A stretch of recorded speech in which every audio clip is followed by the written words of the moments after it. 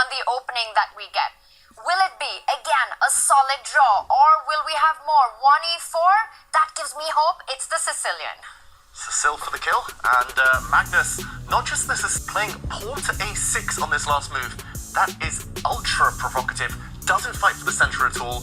It allows white a free hand. It's a bit of a move order trick. It's kind of asking white to open the middle of the board, because then black has much more options, but I've nearly never seen Magnus employ this one, and I think already the frustration's building. He doesn't want another quiet battle. He wants fire on this board. So rare at the highest level that I often forget its name. I believe it's the O'Kelly variation of the Sicilian. It can transpose into other lines, because in the Najdorf Sicilian from the black side, you often include this move a6 with the pawn going up to d6 next. So just asking Wesley, do you know all the variations? Do you know what transpositions can occur? Maybe I can catch you off guard. And Wesley, he is spending some time here. He said he needs to avoid time trouble against Magnus Carlsen. I think playing d4 in the center right now is a good way to avoid that long-term pressure. And it's so important to not burn too much time in the opening, because the critical moments will arise, the position will get messy, mistakes will happen, and the player who has those extra seconds in those moments, that's often decisive in this one.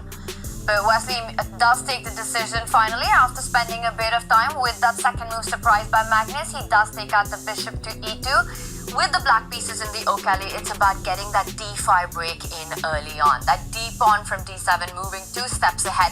Is that something that Magnus is already thinking about? Or would you say his approach should be to start developing first before a central break?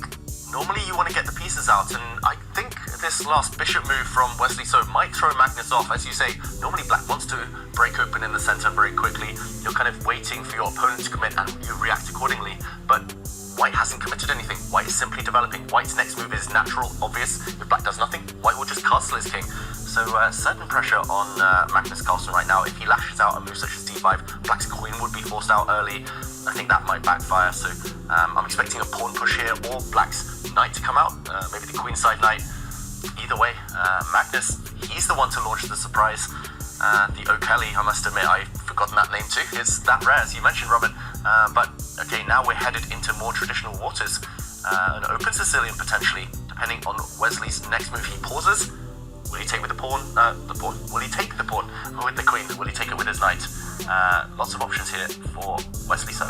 And in standard Najdorf territory, we see white capture this pawn with the knight, and black's pawns are in normal positions. He does, in fact, take with the queen here. So if the black knight steps out to c6 to attack the queen will slide back in front of the dark square bishop. And I have to say, this kind of reminds me of some games that Magnus has played from the white side of this opening. So Wesley's saying, you can do it, I can do it too. That was his kind of mantra in the previous game. He did mention, Wesley, that these two had a battle in the previous game, but with colours reversed from 2 years ago. So he's just copying Magnus's opening. He just says, okay, you often play one.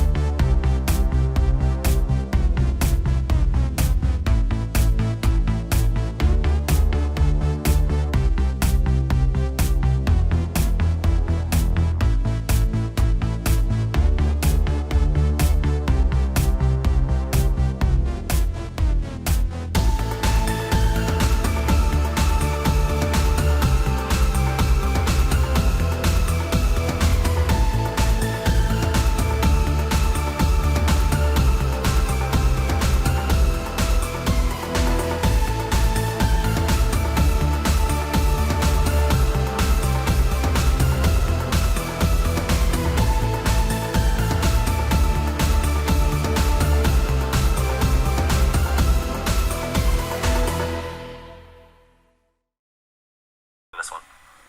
Do not hurry is the theme of this endgame. That king move, king to f8, just making Wesley's position worse.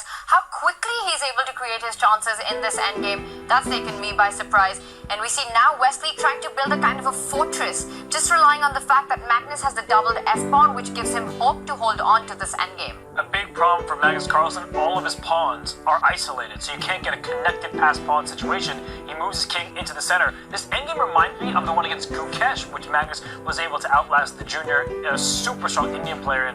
But he's going in with his rook, he's going to target the c-pawn as well, but Wesley's getting active, not sitting passively to defend. That is so important, and now both players are playing on seconds on the clock. Magnus has this amazing ability to recognize equal but difficult to defend endgames, and combine that with his sheer will to play on till the end, to just play for a win till the very end. That's what makes him the greatest player of all times when it comes to endgame. But will it be enough in this one, with Wesley getting active?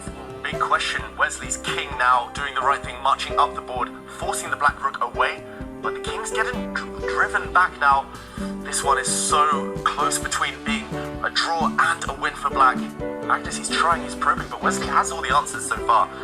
This activity, look at the white king going back where it came from. I think Wesley's defended this perfectly. Under 10 seconds, Magnus now, he might have lost control. And Wesley is coming in. Yeah, he's using his king as a weapon. And there could be some mating nets around the black king. The rook on a7 makes sure that the black king cannot jump up the board. But now we're going to have pass pawns on opposite flanks. Black already has established a pass on the b file. White's going to win the h5 pawn. It's going to be a pawn race.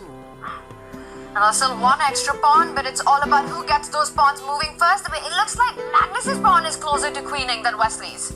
Magnus's pawn is closer, but black's rook is trapped on the wrong side. You always want rooks behind pass pawns.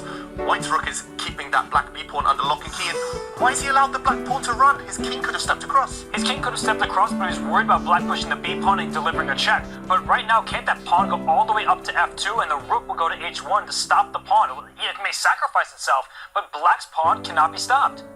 Black's making a new queen. Magnus Carlsen is going to win. Wesley forgot to keep that pawn under watchful gaze, and it's game over. A couple of checks, spy checks. Magnus's king is going to dance easily out of them, and now just prevent the white pawn promoting. We see a check first of all, and Wesley resigns. Wesley resigns. Magnus Carlsen does miss things in the endgame, takes the point, takes the lead in the finals with the black pieces. What a win that was. It was reticent play from Wesley So, and Magnus Carlsen pounced. He senses it when his opponent doesn't want to strike. Wesley had to do it earlier, and